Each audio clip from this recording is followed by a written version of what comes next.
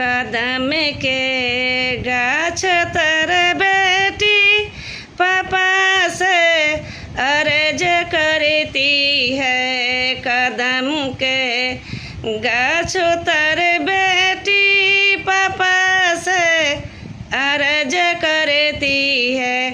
पापा जान शादी मत कीजिए, उम्र 12 बरिस का है। पापा जान शादी मत कीजिए, उम्र 12 बरिस का है।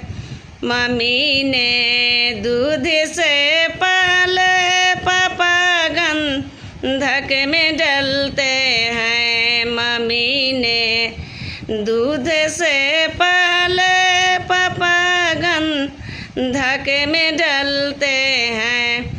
लिखा दो नाम स्कूल में, वो लड़की हिंदी पढ़ती है। लिखा दो नाम स्कूल में, वो बेटी इंग्लिश पढ़ती है।